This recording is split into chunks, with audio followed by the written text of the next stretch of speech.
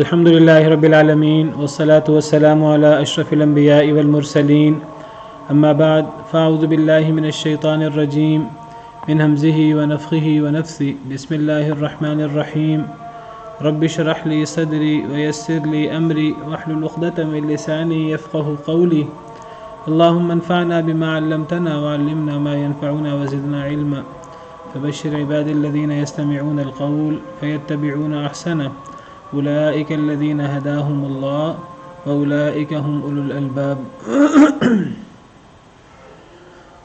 والمحصنات من النساء إلا ما ملكت أيمانكم کتاب اللہ علیکم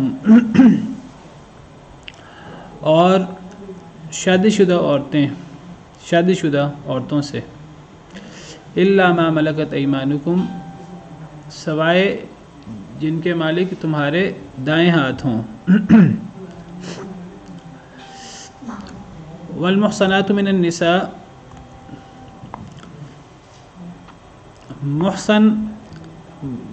محصنات عربی زبان میں احسان کا لفظ جو ہے یہ 4 معنی میں استعمال ہوتا ہے. ایک تو شادی شدہ کے معنی میں شادی شدہ شخص محسن ہو جاتا ہے, محسن یا محسن. شادی شدہ عورت اس کو محسنات یا محسنات صاد کے زبر یا صاد کے زیر کے ساتھ دونوں طریقے سے استعمال ہوتا ہے, اسم فاعل کے طور پر بھی اسم مفعول کے طور پر بھی. ایک اس کا معنی پاک دامنی بے حیائی کے بالمقابل. جو عورتیں پاک دامن ہوں گی تو گویا کہ محسنات ہوں گی, جو پاک دامن نہیں ہے وہ پھر محسنات نہیں ہوں گی. تیسرا معنی آزاد عورتیں, آزادی. غلامی کے بالمقابل آزادی کو بھی احسان سے تعبیر کر دیا جاتا ہے, جس طرح بھی آگے آئے گا. فَإِذَا أُحْصِنَّ فَإِنْ أَتَيْنَ بِفَاحِشَةٍ فَعَلَيْهِنَّ نِصْفُ مَا عَلَى الْمُحْصَنَاتِ مِنَ الْعَذَابِ. اگر لونڈی وغیرہ اگر کوئی بے حیائی کرے تو اس پر نصف سزا ہے جو آزاد عورتوں پر ہے. تو یہ آیت نمبر 25 میں. تو محسنات کا لفظ آزاد کے معنی میں بھی استعمال ہوتا ہے. چوتھا معنی ہے مسلمان. تو احسان کا لفظ یہ شادی شدہ کے لیے یا آزاد کے لیے یا پاک دامن کے لیے یا پھر مسلمان کے لیے.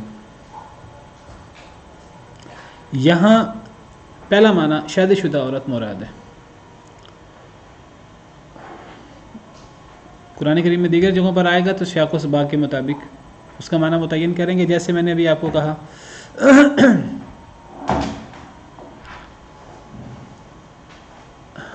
جیسے میں نے کہا کہ یہ یہاں فَعَلَيْهِنَّ نِصْفُ مَا عَلَى الْمُحْصَنَاتِ یہ آزاد کے معنی میں ہے.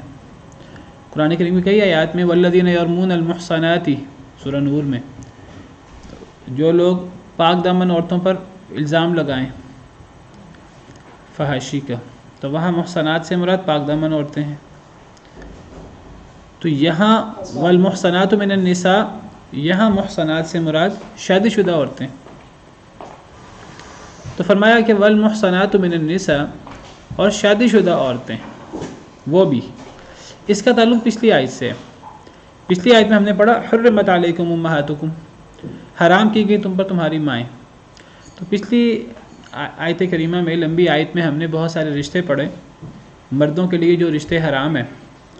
تو وہ تمام رشتے حرام ہیں. ان تمام رشتوں کے یعنی وہ نسب کے ہوں, وہ دودھ کے ہوں, یا وہ سسرالی ہوں, یا وہ جمع کرنے والی بات ہو. تفصیل سے اس پہ بات ہو چکی ہے 2 دن پچھلے. تو وہ تمام رشتے حرام ہیں. اور اسی طرح والمحصنات من النساء شادی شدہ عورتیں حرام ہیں. یعنی اگر کسی عورت کی شادی کہیں ہوئی ہوئی ہے تو اس عورت سے کوئی بھی شادی نہیں کر سکتا, وہ عورت بھی حرام ہے. چاہے وہ ان عورتوں میں سے کیوں نہیں ہے جن سے شادی ہو سکتی ہے, جو وہ محرم عورتوں میں سے نہیں ہے، لیکن اگر اس عورت سے کسی نے بھی شادی کر لی تو اب شادی شدہ عورت سے کوئی بھی شادی نہیں کر سکتا، ایک عورت سے دو لوگ شادی نہیں کر سکتے بیک وقت۔ ہاں اگر وہ اگلا شخص فوت ہو جائے یا طلاق دے دے اس عورت کو، یہ عورت اپنی عدت گزار لے، پھر اب اس عورت سے شادی ہو سکتی ہے۔ شادی شدہ ہوتے ہوئے کوئی اس عورت سے شادی نہیں کر سکتا، کوئی بڑے سے بڑا مالدار، کوئی بڑے سے بڑا حکمران بھی اگر وہ کسی عورت سے شادی کرنا چاہے تو وہ اگر کسی سے بھی اس کی شادی ہوئی ہوئی ہے، چاہے وہ بہت کم تر کیوں نہیں ہے، تو شادی شدہ عورت سے تو شادی نہیں ہو سکتی۔ تو شادی شدہ عورت وہ بھی حرام ہے وقتی طور پر، جب تک وہ کسی مرد کے نکاح میں ہے۔ الا ما ملکت ایمانکم، سوائے اس کے کہ جس کے مالک تمہارے دائیں ہاتھ ہوں۔ کیا مطلب؟ یعنی لونڈیاں مراد ہیں، یعنی لونڈیاں وہ حلال ہیں شادی شدہ بھی ہوں تب بھی، آزاد شادی شدہ عورتیں وہ حرام ہیں، لیکن اگر لونڈی ہو اس کا استثناء ہے۔ اس کا کس صورت میں استثناء ہے؟ اس کا بھی ہر صورت میں استثناء نہیں ہے، اس کا استثناء اس صورت میں ہے کہ اگر آپ کو پتہ ہے لونڈی کیسے بنتی ہے، اگر مسلمانوں اور کافروں کی لڑائی ہو، اسلام اور کفر کی جنگ ہو، اس جنگ میں مسلمانوں کے پاس کافروں کے کچھ کافر جو ہے شکست کھا جائیں، ان کے کچھ مرد عورتیں قیدی بن جائیں، تو ان قیدی مرد عورتوں کو غلام بنایا جا سکتا ہے، غلام لونڈی بنایا جا سکتا ہے۔ تو اگر کوئی ایسی قیدی عورتوں میں کچھ ایسی عورتیں آ جائیں جو کفار کی منکوحہ ہوں، تو اگر وہ قید میں آ جائیں اور قید میں آنے کے بعد وہ اب غلام لونڈی کی صورت اختیار کر لیں، لونڈی کی صورت اختیار کر لیں، تو اب یہ نہیں ہے کہ جب تک وہ طلاق نہ دیں ان کے شوہر یا فوت نہ ہو جائیں کافر شوہر، تو اس وقت تک ان کو بطور لونڈی ان سے تعلق قائم نہیں ہو سکتا۔ نہیں، ان سے بطور لونڈی تعلق قائم ہو سکتا ہے، چاہے ان کے شوہر حیات ہوں، چاہے ان کے شوہروں نے کافر شوہروں نے وہ فوت نہ ہوئے ہوں، چاہے ان کے کافر شوہروں نے انہیں طلاق نہ بھی دی ہو، اگر ان کا استبراء رحم کرنا ضروری ہے۔ استبراء رحم کا مطلب ہے کہ یہ چیک کرنا ضروری ہے کہ وہ حاملہ تو نہیں ہے، تو وہ استبراء رحم وہ ایک دفعہ مخصوص ایام گزر جائیں تو اس سے استبراء رحم ہو جاتا ہے۔ ایک حیض گزرنے کے بعد لونڈی جو لونڈی بن جائے مسلمانوں کی، جو قیدی بن جائے، پھر وہ لونڈی کے طور پر ہو، تو اس لونڈی سے بطور لونڈی جنسی تعلق قائم کرنا جائز ہے استبراء رحم کے بعد، پہلے نہیں۔ اگر پہلے کیا جائے اس کی بہت سخت سزا ہے اسلام میں، کیونکہ اسلام کسی صورت میں نسب کو خلط ملط نہیں ہونے دینا چاہتا، اس میں استبراء رحم ضروری ہے۔ یعنی اس سے پتہ لگا کہ شادی شدہ عورت اگر وہ کسی مسلمان کے نکاح میں ہے پھر بھی اس سے شادی نہیں ہو سکتی، کسی کافر کے نکاح میں ہے اس سے بھی شادی نہیں، کسی صورت میں شادی نہیں ہو سکتی جب تک کہ اس کی شادی ختم نہ ہو جائے، طلاق نہ ہو جائے، شوہر اس کا فوت نہ ہو جائے، عدت وغیرہ گزر نہ جائے۔ لیکن لونڈی کے طور پہ اگر وہ آئے گی تو لونڈی ہونے کے بعد اس کو طلاق دلوانا یا اس کا شوہر فوت ہو یہ ضروری نہیں ہے، استبراء رحم کے بعد پھر اس سے تعلق جائز ہے۔ اصل میں یہ اس آیت کے شان نزول میں بیان کیا جاتا ہے کہ کچھ عورتیں قیدی بنی مسلمانوں کی، تو ان کو غلام لونڈی کی طرح جو قیدی بنے کفار، انہیں غلام لونڈی کی طرح تقسیم کیا گیا۔ تو استبراء رحم کے بعد بھی اب کچھ مسلمانوں نے سمجھا کہ ہمارے لیے بھی ان عورتوں سے تعلق قائم کرنا جائز نہیں، کیونکہ یہ تو کفار کی نکاح میں ہیں۔ تو اللہ تعالیٰ نے بتا دیا کہ نہیں، جو لونڈی ہے وہ شادی شدہ بھی ہو شرائط کے بعد اس سے تعلق قائم کرنا جائز ہے۔ جی اچھا، یہ سوال تھا کہ اگر ایک عورت جو ہے وہ کرسچن ہے اور اس کا اور وہ اسلام قبول کر لیتی ہے، اسلام قبول کرنے کے بعد وہ اس سے طلاق لے گی پھر نکاح کرے گی دوسرے مسلمان سے؟ نہیں، طلاق کی ضرورت نہیں ہے، اگر دین فرق ہو جائے تو پھر وہ نکاح ویسے ٹوٹ جاتا ہے۔ اور دوسرا کوشچن یہ تھا کہ ایک عورت یعنی وہ اس کا خامد جو ہے نا وہ فار ایگزامپل غائب ہو جاتا ہے، تو اس کو کتنی مدت جو ہے نا انتظار کرنا ہوگا؟ جب تک اس کے شوہر کا معاملہ واضح نہیں ہوتا. یا تو اس کے شوہر کا معاملہ واضح ہو جائے, کوئی خیر خبر کا پتہ لگ جائے, یا پھر ایک صورت ہوتی ہے وہ پھر قاضی, اگر اسلامی عدالت ہو تو پھر قاضی کے پاس یہ معاملہ پیش کیا جاتا ہے. قاضی کوئی مدت مقرر کرتا ہے, مدت چھوٹی نہیں ہوتی, کافی لمبی مدت ہوتی ہے. تو قاضی ایک مدت مقرر کرتا ہے. اس مدت کے بعد گم شدہ عورت کے شوہر کو, اگر اس کو کہتے ہیں حکمی موت, اگر اس کے بارے میں یہ فیصلہ کر دیا جائے کہ اتنے عرصے کے بعد اسے مردہ شمار کیا جائے, اگر اتنے عرصے تک اس کی خیر خبر نہ ملے تو پھر اس کے بعد وہ عورت آگے شادی کر سکتی ہے. ورنہ وہ عورت جو ہے وہ گویا کہ نکاح میں رہے گی, وہ آگے شادی نہیں کر سکتی. دیکھیے وہ جو مدت مقرر کی جائے گی وہ لمبی مدت مقرر کی جائے گی, چھوٹی مدت مقرر نہیں کی جائے گی. وہ تقریباً 100% امکانات کو مد نظر رکھنے کے بعد وہ مدت مقرر کی جائے گی. اگر وہ بعد میں آ جاتا ہے تو پھر تو بڑا مسئلہ ہو جائے گا. لیکن پھر اس میں اختلاف ہے کہ اب اسے پرانے شوہر کی طرف بھیجا جائے اس عورت کو, کہ اب نئے شوہر کے ساتھ رکھا جائے. مزید تفصیلات ہیں, واللہ عالم. اچھا, یہاں سوال پیدا ہوتا ہے کہ یہ جو غلام لونڈی کا تصور ہے اسلام میں, تو کیا یہ تصور تو جاہلیت میں تھا, تو کیا یہ اسلام میں یہ کیا اس کی حیثیت ہے؟ تو سب سے پہلے تو یہ سمجھیے کہ یہ جو غلام لونڈی کا جو معاملہ ہے یہ جاہلیت میں موجود تھا, اسلام نے اس کو منسوخ نہیں کیا. بعض لوگ سمجھتے ہیں کہ اسلام نے اس کو منسوخ کر دیا, یہ بات صحیح نہیں ہے. قرآن و سنت میں ایسی کوئی دلیل نہیں ہے کہ اسلام نے غلام لونڈی کا سلسلہ ختم کر دیا ہو. ہاں, اسلام نے ایسے احکامات دیے کہ غلام لونڈی اصل میں ان کا سٹیٹس آزاد مرد عورت کی طرح نہیں ہوتا تھا, جاہلیت میں ہوتا بھی نہیں تھا, اسلام میں بھی ان کا سٹیٹس آزاد مرد عورت کی طرح نہیں ہوتا تھا. ان کی حیثیت سیکنڈری ہوتی تھی, وہ ایک کموڈیٹی کے طور پر باقاعدہ ان کی خرید و فروخت بھی ہوتی تھی غلام لونڈی کی. تو اسلام نے اس میں جو ظلم ہوتا تھا ان پر, اسلام نے ان پر ظلم کی صورتوں کو ختم کیا. مثلا ان پر ناقابل برداشت بوجھ ڈالا جاتا تھا, ان کو ایسے کام دیے جاتے تھے جو وہ کئی دفعہ نہیں کر سکتے تھے, ان پر ظلم زیادتی ہوتی تھی, جانوروں کی طرح ان سے سلوک ہوتا تھا. اسلام نے ان چیزوں میں اصلاح کی ہے. اسلام کہتا ہے کسی کے پاس غلام لونڈی ہو تو انسان مالک اس کو اس طرح کھلائے جس طرح خود کھاتا ہے, اس طرح پہنائے جس طرح خود پہنتا ہے. ان پر کوئی نقاب, بعض احادیث کا مفہوم ہے, ان پر کوئی ایسا بوجھ نہ ڈالے کہ جس کو وہ کر نہ سکیں. بلکہ یہاں تک ہے اگر تم انہیں کوئی بھاری بوجھ اٹھانے کا کہہ دو, ساتھ خود لگ جاؤ, ساتھ ان کا تعاون کر دو. انسان ان کے کھانے پینے کا دھیان رکھے, جو خود کھاتا ہے وہ کھلائے, جو خود پہنتا ہے وہ پہنائے. اسلام نے تو اتنی تربیت کی. آپ کو پتہ ہے جب حضرت عمر رضی اللہ عنہ بیت المقدس کی فتح کے لیے تشریف لے گئے ہیں, حضرت ابو عبیدہ بن جراح نے سارا معاملے وغیرہ طے ہو گئے, پھر حضرت عمر, اتنا اہم معاملہ تھا, حضرت عمر باقاعدہ خلیفہ وہ گئے بیت المقدس سارا معاملہ فائنل کرنے کے لیے. تو حضرت عمر اور ان کا ایک غلام تھا, تو سواری ایک تھی, تو اس سواری پر کچھ عرصے کے لیے حضرت عمر سوار ہوتے تھے, کچھ عرصے کے لیے غلام سوار ہوتا تھا. اتنا حق دیا اسلام نے غلام کو, اور اتنا پھر صحابہ کرام نے اس پر عمل کیا. اور جب حضرت عمر وہاں پہنچے ہیں اس وقت غلام کی باری تھی سوار ہونے کی. غلام نے کہا کہ آپ اس وقت اب پہنچنے والے ہیں ادھر, تو اب میں اپنی باری ختم کرتا ہوں, آپ سوار ہو جائیں. حضرت عمر نے اس کو قبول نہیں کیا. مہار حضرت عمر نے پکڑی ہوئی تھی اور غلام سوار تھا. اور اسی چیز کو دیکھ کر وہ جو راہب تھے انہوں نے کہا ہاں ہماری کتابوں میں ایسی ہی صورتیں لکھی ہیں. اور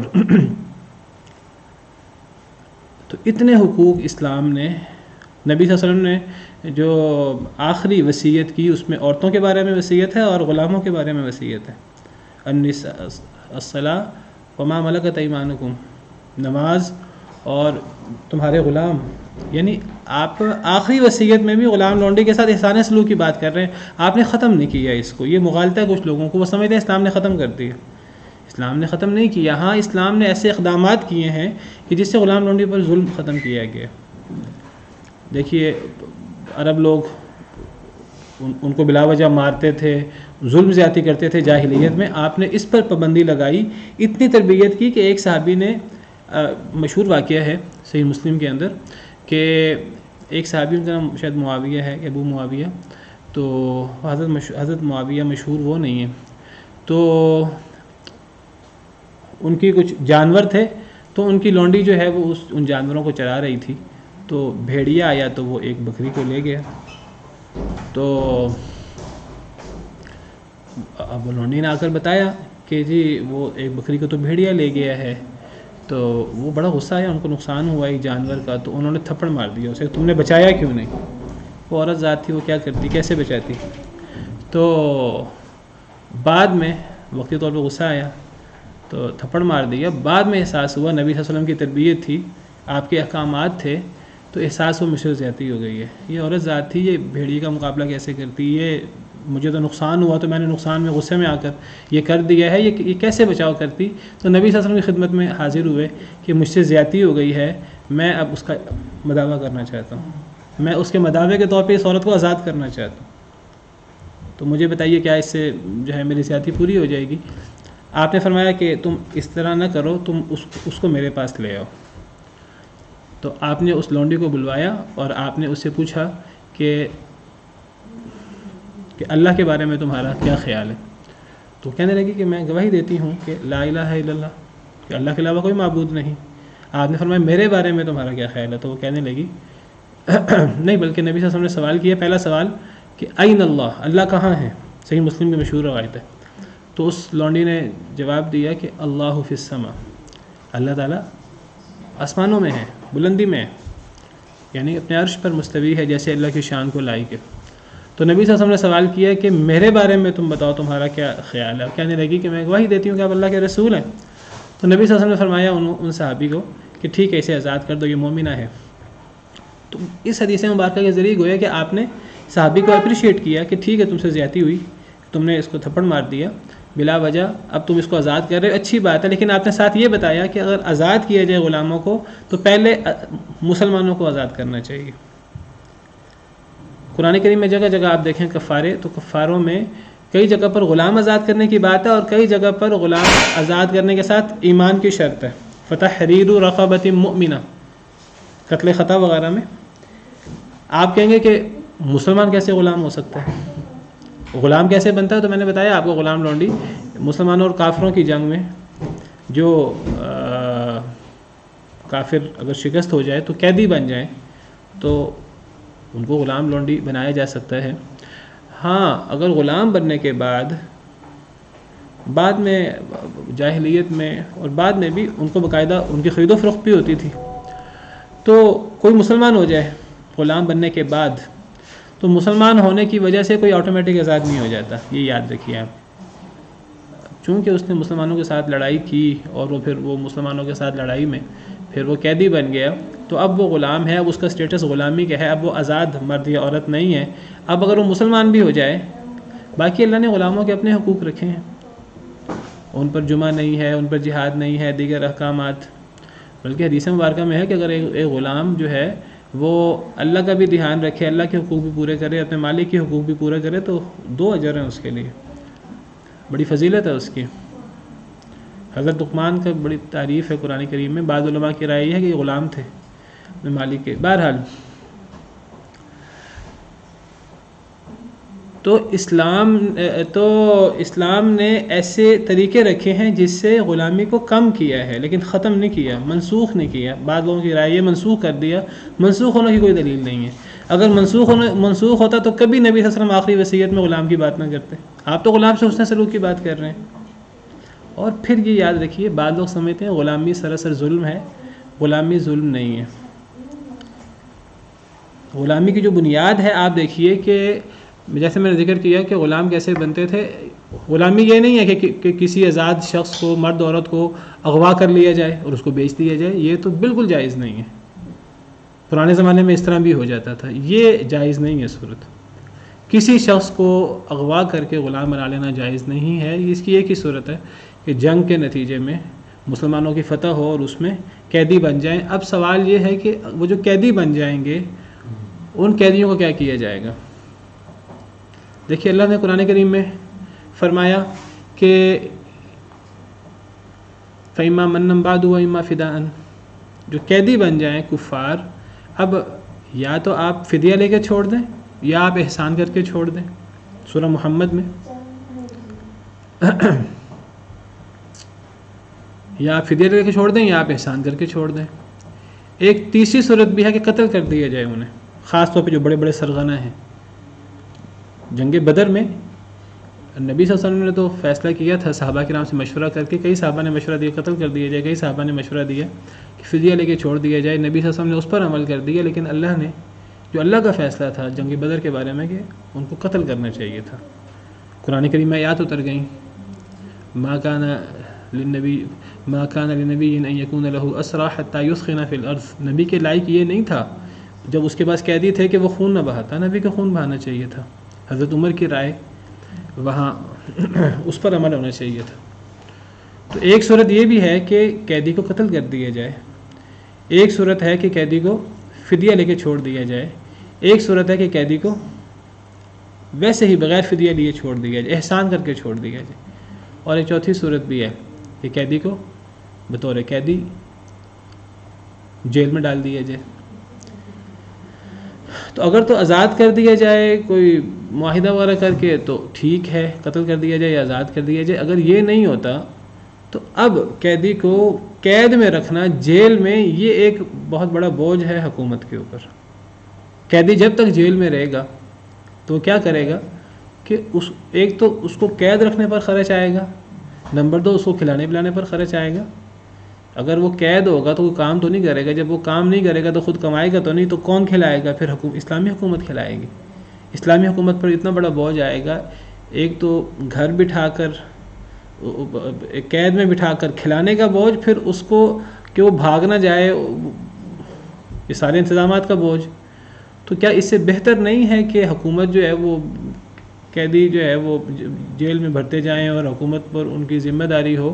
تو اس سے بہتر نہیں یہ نہیں کہ ان قیدیوں کو باقاعدہ مسلمانوں میں بانٹ دیا جائے، مرد ہوں یا عورتیں، بجائے اس کے کہ حکومت ان کی ذمہ داری اٹھائے، ان کی ذمہ داری لوگ اٹھائیں، مسلمان اٹھائیں، اور وہ ان سے اپنے کام بھی لیں، وہ جہاں ان کی ذمہ داری اٹھائیں، ان کے کھانے پینے کا خرچہ اٹھائیں، وہ ان سے کام بھی لیں، مرد ہیں یا عورتیں۔ اور عورتیں ہوں تو عورتوں سے بیوی کی طرح جنسی تعلق بھی قائم ہو سکتا ہے بغیر نکاح کے بھی۔ اللہ نے قرآن کریم میں اس کی اجازت دی ہے اور یہ چیز منسوخ نہیں ہے۔ اللہ تعالیٰ فرماتے ہیں والذین هم لفروجہم حافظون الا علی ازواجہم او ما ملکت ایمانہم فانہم غیر ملومین، وہ لوگ جو اپنی شرمگاہوں کی حفاظت کرتے ہیں، مومنین کی صفات اللہ بیان فرما رہے ہیں سورہ مومنون میں، الا علی ازواجہم او ما ملکت ایمانہم، سوائے اپنی بیویوں کے یا اپنی لونڈیوں کے، فانہم غیر ملومین، ان پر کوئی ملامت نہیں ہے۔ تو اسلام نے منسوخ نہیں کیا غلامی کو، یہ باقی تھی، اور یہ خلفائے راشدین کے دور میں، مسلمانوں کے دور میں باقی رہی ہے۔ ہاں اسلام نے جو اس میں ظلم تھا، زیادتی تھی، ان چیزوں کا اسلام نے اصلاح کی ہے۔ تو بہرحال اللہ فرماتے ہیں کہ شادی شدہ عورتیں وہ بھی حرام ہیں، الا ما ملکت ایمانکم، سوائے جن کے مالک تمہارے دائیں ہاتھ ہوئے، تمہاری لونڈیوں کے، وہ اگر شادی شدہ بھی ہوں استبراء رحم کے بعد، اگر وہ لونڈی بن جائے تو پھر وہ حرام نہیں ہے۔ کتاب اللہ علیکم، اللہ کی کتاب ہے تمہارے اوپر، یہ اللہ کا لکھا ہوا ہے، یہ اللہ کا قانون ہے۔ یہ جو پیچھے ساری تفصیل پڑھی ہے قرآن کریم کے کئی احکامات کے بعد اللہ فرماتے ہیں کہ یہ اللہ کا حکم ہے، اللہ نے تمہارے اوپر مقرر کیا ہے، فریضۃ من اللہ، اللہ کی طرف سے یہ مقرر کیا گیا ہے، وصیۃ من اللہ، یہ اللہ کی طرف سے وصیت ہے۔ کسی جگہ اللہ تعالیٰ فرما دیتے ہیں کتب علیکم، تم پر یہ حکم مقرر کیا گیا ہے، یہاں کتاب اللہ علیکم، یہ اللہ کا لکھا ہے تمہارے اوپر۔ کسی جگہ اس قسم کے الفاظ آ جائیں وہ زور دینے کے لیے ہوتے ہیں، کسی جگہ نہ آئیں وہ بھی اللہ کا لکھا ہوتا ہے، وہ بھی اللہ کا حکم ہوتا ہے۔ قرآن کریم کا ایک ایک حرف، ایک ایک آیت، ایک ایک جملہ اللہ کی طرف سے ہے، اور وہ ہم اس کے پابند ہیں۔ اللہ ہمارا خالق ہے، تو اللہ جو حکم دے ہمیں اس حکم کو ماننا ہے، سمجھ آئے پھر بھی ماننا ہے، سمجھ نہ آئے پھر بھی ماننا ہے۔ سمجھ نہ آئے تو سمجھنے کے لیے سوال کر سکتے ہیں علماء سے، اعتراض نہیں کر سکتے۔ میں پہلے بھی اس کی وضاحت کئی دفعہ کر چکا ہوں، جس کی سمجھ آ جائے بہت اچھی بات ہے، اس کو ماننے، جس کی سمجھ نہ آئے ماننا اس کو بھی ہے، کیونکہ حکم اللہ کا ہے۔ ہاں جس کی سمجھ نہ آئے ماننا اسے بھی ہے، اس کی حکمت کے بارے میں ہمیں علماء سے سوال کرنا چاہیے، ہمیں علم حاصل کرنا چاہیے، یا خود علم حاصل کریں اور اس کی حکمت جاننے کی کوشش کریں۔ اگر خود نہیں پتہ فاسألوا اہل الذکر ان کنتم لا تعلمون، اہل علم سے پوچھ لیا جائے، لیکن اعتراض نہیں ہو سکتا۔ سوال برائے سوال، سوال برائے اعتراض، یہ تو کفر تک انسان کو لے جاتا ہے۔ اس موضوع پر کئی دفعہ بات ہو چکی ہے اس کلاس میں تفصیل سے۔ سورہ بقرہ میں اللہ فرماتے ہیں ام تريدون ان تسألوا رسولكم كما سئل موسى من قبل، اے صحابہ کیا تم چاہتے ہو کہ تم اپنے رسول محمد صلی اللہ علیہ وسلم سے ایسے سوال کرو جس طرح موسیٰ علیہ السلام سے پہلے سوال کیے گئے بنی اسرائیل کی طرف سے۔ ومن يتبدل الكفر بالایمان فقد ضل سواء السبیل، جو کفر کو بدل دے ایمان سے فقد ضل سواء السبیل، وہ تو گمراہ ہو گیا سیدھے رستے سے۔ یعنی سوال کے بعد اللہ نے کفر ایمان کی بات کی ہے۔ یعنی پتہ لگتا ہے کہ ایسے سوالات بھی ہوتے ہیں اعتراض پر مبنی، سوال برائے سوال، مذاق، تماشا، استہزاء کے طور پر کئی لوگ سوال کرتے ہیں، تو یہ چیز انسان کو ایمان سے کفر کی طرف لے جاتی ہے۔ یہ ویسے ہی سوالات ہیں جس طرح بنی اسرائیل نے سوال کیے تھے، حضرت موسیٰ نے کہا گائے ذبح کرو، ہنسنا شروع ہو گئے، کہنے لگے کہ کیا ہم سے مذاق کرتے ہیں موسیٰ؟ حضرت موسیٰ کہنے لگے اعوذ باللہ ان اکون من الجاہلین، یہ تو بڑی جہالت ہے کہ میں تمہیں دین کی بات کروں تو مذاق کروں، تو میں اللہ کی پناہ میں آتا ہوں کہ میں کوئی جہالت کی بات کروں، میں مذاق کروں دین کے معاملے میں۔ پھر وہ سوال کرنے لگے کہ گائے کیسی ہو، گائے کا رنگ کیسا ہو، وہ اللہ شرطیں بڑھاتے گئے، پہلے کوئی شرط نہیں تھی۔ تو سوال ہو سکتا ہے حکمت سمجھنے کے لیے، مسئلہ سمجھنے کے لیے سوال ہو سکتا ہے، اعتراض کرنا صحیح نہیں ہے، سمجھ آئے یا نہ آئے یہ اللہ کا لکھا ہوا ہے۔ اللہ کے ہر کام کے پیچھے کوئی نہ کوئی حکمت کی بات ہے، علم کی بات ہے۔ ان اللہ کان علیما حکیما، اس آیت کے آخر میں بھی آ رہا ہے۔ اس قسم کی آیات کے آخر میں عام طور پر یہ آتا ہے کہ اللہ کی ہر بات علم اور حکمت پر مبنی ہے۔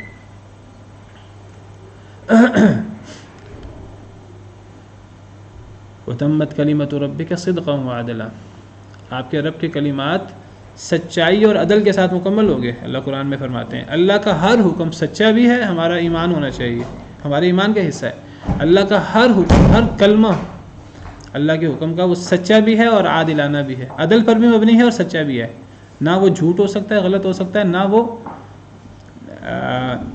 ظلم ہو سکتا ہے، عدل پر مبنی ہے اور سچا ہے، یہ ہمارے ایمان کا حصہ ہے۔ وَأُحِلَّ لَكُم مَّا وَرَاءَ ذَلِكُمْ، اور حلال کر دیا گیا تمہارے لیے جو اس کے علاوہ ہے۔ ان تبتغوا باموالکم، بشرطے کہ تم تلاش کرو باموالکم، اپنے مالوں کے ساتھ، محسنین، قلعہ بند ہونے کے لیے، پاک دامن ہونے کے لیے، غیر مصافحین، صفا کاری نہ کرتے ہوئے۔ اللہ فرماتے ہیں یہ جو رشتے اللہ نے بیان کر دیے یہ تو حرام ہے، 7 نسب سے، 7 رضاعت سے، 4 سسرالی رشتے، مزید جمع کرنا، شادی شدہ عورتیں، ہاں لونڈی نہیں، یہ سب اللہ کا قانون ہے، اس کے علاوہ سب جائز۔ اچھا یہاں سے ایک نقطہ سمجھ لیجئے، بہت سے لوگ اعتراض کرتے ہیں، سوال کرتے ہیں، اور ہمارے ہاں اکثر میں اللہ معاف کرے جس طرح زمانہ آگے بڑھتا جا رہا ہے، نبی صلی اللہ علیہ وسلم کے زمانے سے دور ہوتا جا رہا ہے، تو بے دینی بڑھتی جا رہی ہے، اسلام پر شکوک و شبہات بڑھتے جا رہے ہیں۔ نبی صلی اللہ علیہ وسلم کا زمانہ بہترین زمانہ تھا، ان کے بعد کا زمانہ، اس کے بعد سلسلہ علی العموم لوگ جو ہیں وہ دین سے دور ہوتے جا رہے ہیں۔ تو کئی لوگ سوال کرتے ہیں کہ جی اتنی چیزیں حرام ہیں، اتنی چیزوں سے منع کیا گیا ہے، فلاں چیز بھی حرام ہے، فلاں چیز بھی حرام ہے، فلاں چیز بھی حرام ہے، ہر چیز ہی حرام ہے۔ تو آپ بات یاد رکھیے کہ ہمیں ہر چیز حرام اس لیے نظر آتی ہے کہ ہم حلال و حرام کا دھیان نہیں کرتے۔ اگر ہم حلال و حرام کا دھیان کریں تو حرام چیزیں بہت کم ہیں، یہ بات یاد رکھیے، حرام چیزیں بہت کم ہیں۔ آپ یہ رشتے ہی دیکھ لیجئے، اللہ نے جو رشتے حرام کیے ہیں 10,000 قسم کے رشتے ہو سکتے ہیں ایک انسان کے، اللہ نے ان اتنے رشتوں میں سے اللہ نے 18 کو رشتے ہی حرام کیے ہیں، باقی تو اللہ فرماتے ہیں اس کے علاوہ سب کچھ جائز ہے، ہر عورت جائز ہے، ہر عورت سے نکاح جائز ہے۔ ہاں وہ میں نے ذکر کیا کہ زیادہ چیزیں حلال ہیں، کم چیزیں اللہ نے حرام کی ہیں۔ ہمیں زیادہ کیوں نظر آتی ہیں؟ ہمیں اس لیے زیادہ نظر آتی ہیں کہ ہمیں چند حرام چیزیں بھی مشکل لگتی ہیں۔ وجہ کیا ہے کہ ہم نے اصل میں حلال و حرام کو تو ہم دیکھتے ہی نہیں، حلال و حرام کی پرواہ ہی نہیں کرتے۔ تفریح پہ ہر چیز جائز ہے، کاروبار کرنا ہے کوئی پابندی آ جائے ہمیں بڑی مشکل لگتی ہے، کوئی معاملہ ہو، شادی بیاہ کے معاملات ہوں، کوئی پابندی آ جائے ہمیں مشکل لگتی ہے، اسلام نے تو کم چیزیں حرام کی ہیں، زیادہ چیزیں اسلام نے حلال رکھی ہیں۔ اصل میں جس نے نہ ماننا ہو یا جس کو بوجھ لگتے ہوں نا اسلام کے احکام، اسے کم احکام بھی بہت زیادہ لگتے ہیں۔ اصل میں انسان کا مزاج بھی ہے کہ انسان کو جو چیز جس سے منع کیا جائے، انسان کا زیادہ دل اسی کی طرف جاتا ہے، اور انسان کہتا ہے یہ بھی حرام ہے، یہ بھی حرام ہے، یہ بھی حرام ہے، ورنہ دیکھا جائے تو چیزیں کم حرام ہیں۔ اللہ فرماتے ہیں باقی سب چیزیں حلال ہیں، باقی سب عورتیں حلال ہیں۔ دنیا میں کتنی عورتیں ہیں، اگر آپ رشتہ دار دیکھیں جو اسلام نے حرام کیے ہیں، تو وہ ہمارے ارد گرد کے چند رشتے ہی حرام ہوئے نا، باقی تو دنیا جہاں کی کروڑوں عورتیں حلال ہیں۔ آپ کسی سے بھی شادی کر لیں، شادی کے جو طریقے ہیں، تو زیادہ چیزیں حرام ہوئیں، زیادہ چیزیں حلال ہوئیں۔ اللہ نے جو کھانے پینے کی چیزیں ہیں، آپ دیکھیں چند چیزیں اللہ نے حرام کر دیں۔ قرآن کریم میں 4 چیزیں بیان کی، بعد میں کچھ اور چیزیں بھی نبی صلی اللہ علیہ وسلم نے بتائیں، یہ چیزیں بھی حرام ہیں۔ وہ چند چیزیں حرام ہیں، باقی تو ساری چیزیں حلال ہیں۔ اب جو شراب پیتا ہے یا اب جس نے کھانا ہی سور ہے، تو وہ کہ اب سور کیوں حرام کیا گیا؟ اب جنہوں نے نہیں ماننا، عیسائی ہیں، حالانکہ عیسائیوں کے یہاں بھی سور حرام ہے، لیکن اب ان کو مزہ ہی اس میں آتا ہے، ان کو تو غلط کام میں مزہ آتا ہے۔ حالانکہ اللہ نے چند چیزیں حرام کی ہیں، باقی سب چیزیں حلال رکھی ہیں۔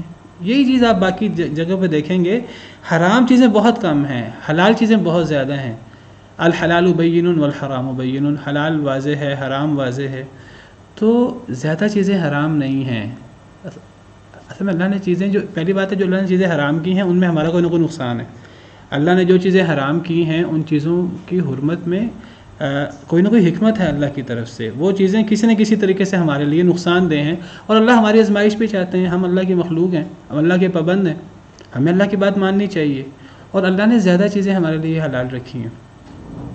جی یعنی قرآن مجید میں ذکر نا بہتا ہوا اونٹ، لہو اور سور کا گوشت، یعنی اس کا سائنس بھی آج بتاتی ہے کہ اس میں بہت ساری جو ہے نا۔ جی دیکھیے، یہی تو مسئلہ ہے نا کہ آج ہمارا ایمان بالغیب، قرآن پر ایمان، حدیث پر ایمان، اللہ رسول کی باتوں پر ایمان کم ہو گیا ہے۔ آج کسی بات کی تائید سائنس سے ہو جائے تو ہمیں بڑا اطمینان ہو جاتا ہے۔ جب تک سائنس نہیں تھی تب تک تو ایک مسلمان کا کام یہ نہیں، جب تک سائنس تائید نہ کرے تب تک ایک مسلمان جو ہے ایک چیز کو اسے روکے نہ، جب سائنس تائید کرے گی تب وہ رکے۔ ایک مسلمان کی پہلی شرط ایمان بالغیب ہے۔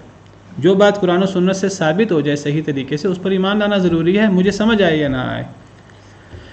تو فرمایا کہ اور حلال کیا گیا تمہارے لیے جو اس کے علاوہ ہے، سب عورتیں حلال ہیں اس کے علاوہ، بشرطے کہ تم تلاش کرو اپنے مالوں کے ساتھ، یعنی آپ کو حق مہر دینا ہوگا، مال خرچ کرنا ہوگا، جس عورت سے شادی کرنی ہے اس عورت کی ذمہ داری اٹھانی ہوگی۔ یہ یعنی حق مہر دینا یہ نکاح کی شرطوں میں سے سب سے اہم شرط ہے۔ محسنین غیر مصافحین، مقصد پاک دامن رہنا ہو، احسان ہو، قلعہ بند ہونا ہو، صفا کاری نہ ہو۔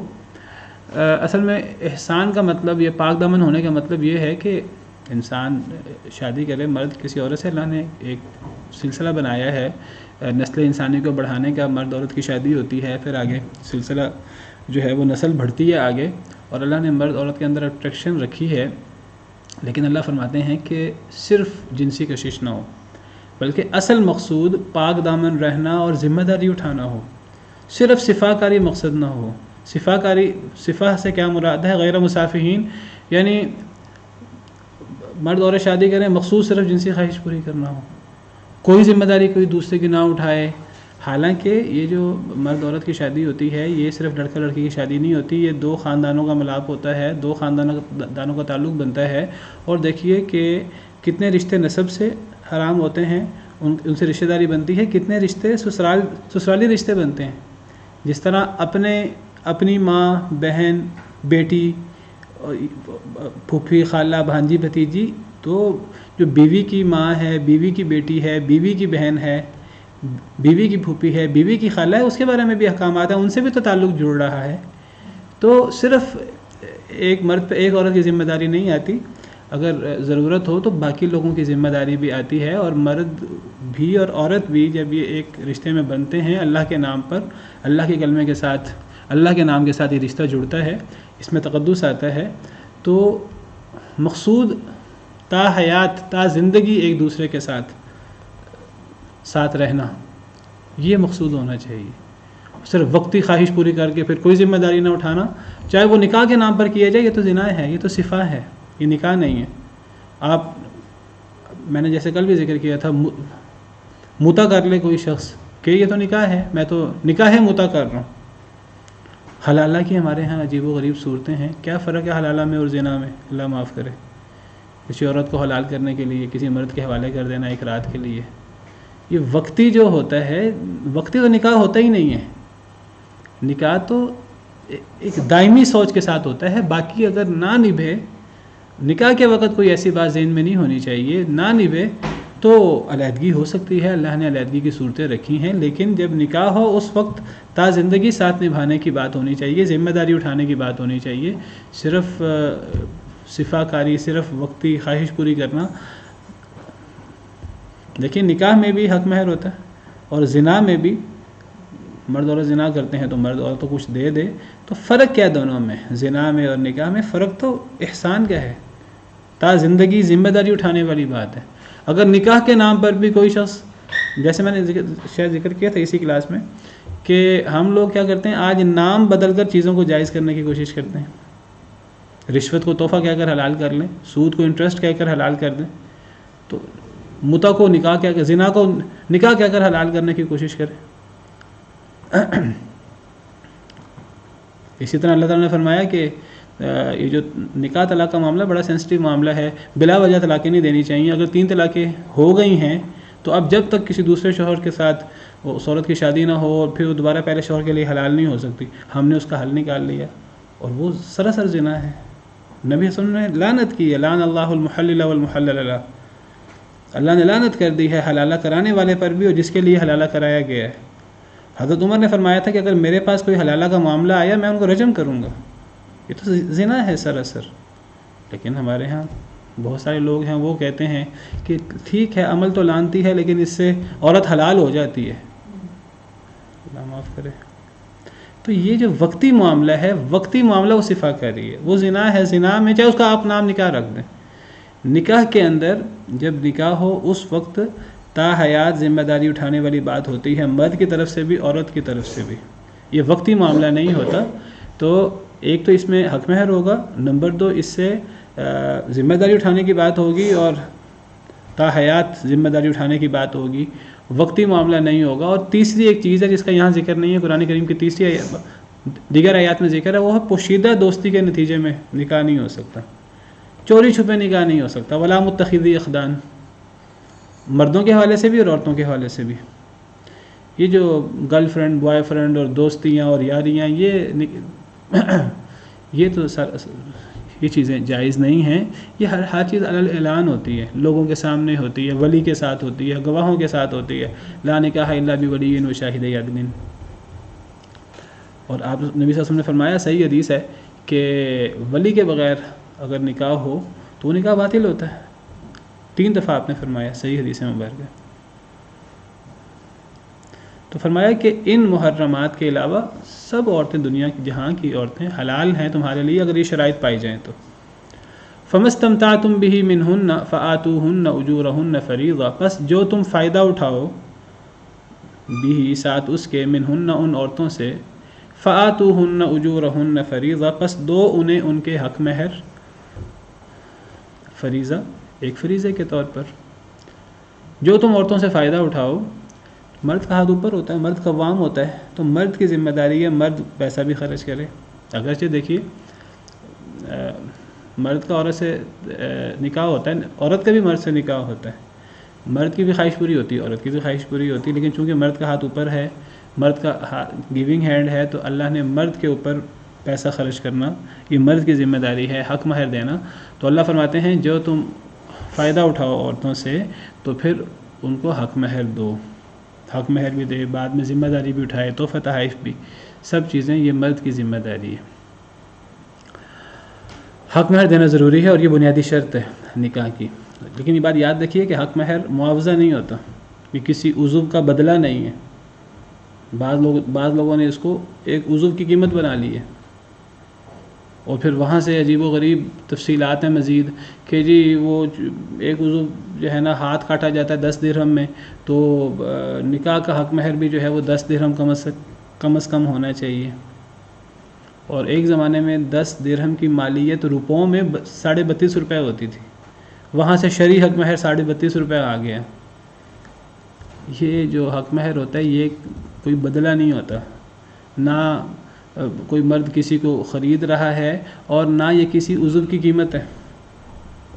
بڑا عجیب تصور ہے یہ 32.5 روپے حق مہر کے پیچھے. میں نے اشارہ کر دیا، مزید تفصیل میں بیان نہیں کر سکتا. یہ کسی عضو کا بدلہ نہیں ہے اور نہ یہ جو ہے وہ کسی کو خریدا جا رہا ہے. یہ ایک تحفہ ہے. یہ تھوڑے سے تھوڑا بھی ہو سکتا ہے اور زیادہ سے زیادہ بھی ہو سکتا ہے، خزانہ بھی ہو سکتا ہے. پچھلے پیج میں ہم نے پڑھا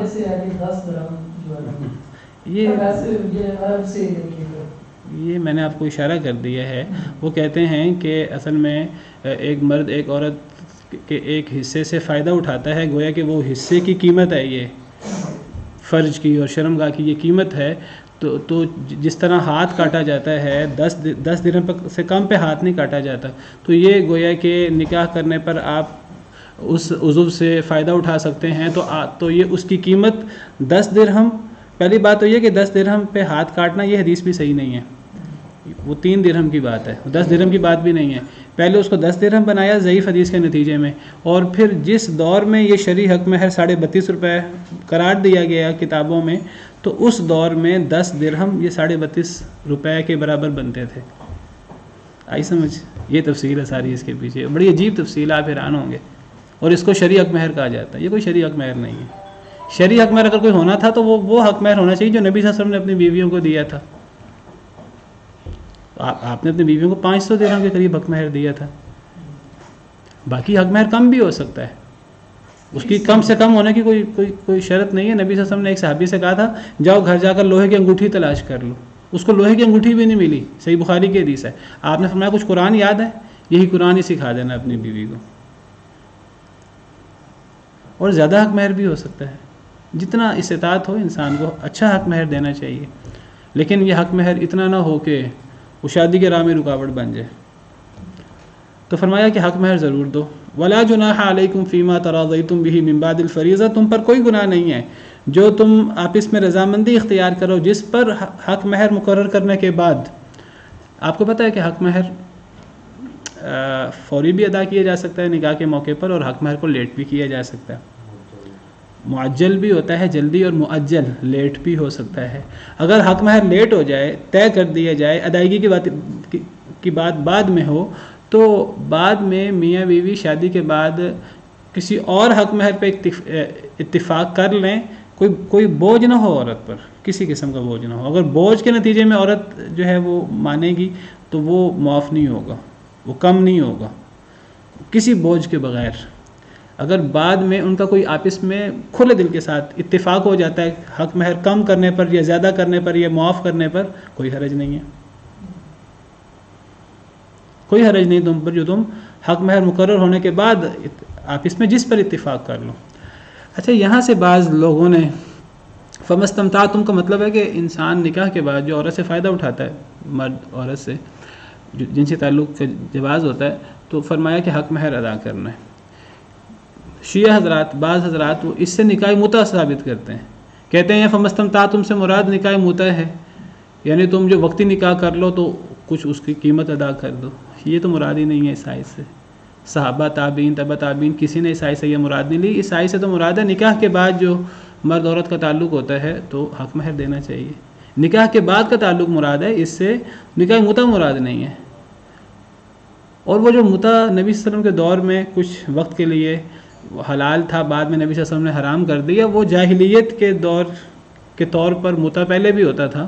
تو نبی صلی اللہ علیہ وسلم کے دور میں بھی آپ نے اجازت دی متع کی وقتی حالات کے تحت بعض جنگوں میں.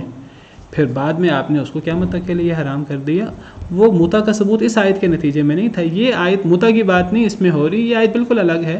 اس آیت میں نکاح کے بعد جو میاں بیوی کا تعلق ہوتا ہے اس تعلق کی وجہ سے فرمایا کہ شوہر بیوی کو حق مہر دے، اور یہ سب سے بنیادی شرط ہے. اور اس حق مہر میں تبدیلی بھی ہو سکتی ہے. ان اللہ کان علیما حکیما، بے شک اللہ تعالیٰ ہیں بہت جاننے والے، بہت حکمت والے۔ چلیں جی، ٹائم ختم ہو گیا ہے۔ سبحان ربک رب العزت عما یصفون وسلام علی المرسلین والحمد للہ رب العالمین۔